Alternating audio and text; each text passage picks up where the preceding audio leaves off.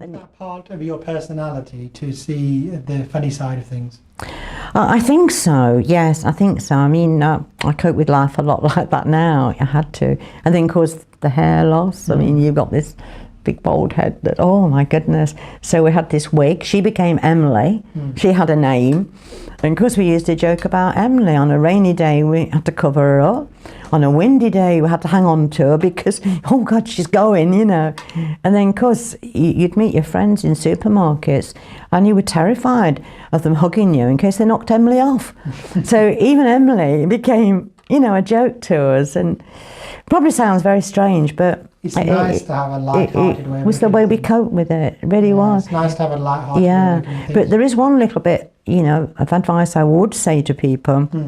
Please get a wig before you lose your hair, because you know it's going to fall out. You're told it's going to fall out, and you go along. We went along to the hospital because they'd started doing them, and it's like the lady said, while you've still got your hair, I can give you a wig that's very much like your own hair. Yes. So, you know, once your hair's gone, you pop on Emily, and it was like my own hair again. And so quite a few people never knew it wasn't my hair. You're describing a kind of matching between what they can supply and what you had Yes, before.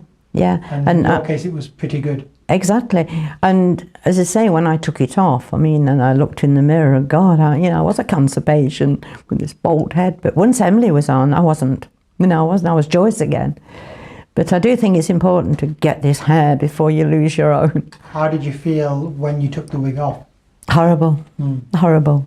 I was cancer. Did you ever get used to that view, no, that look? Never. Hated it.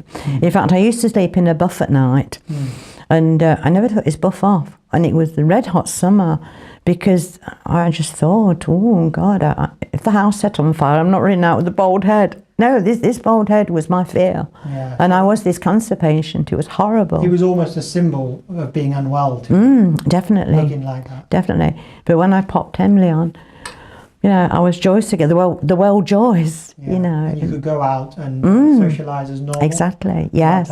Yeah, and with it being so much like my own hairstyle, nobody really knew that it was a wig.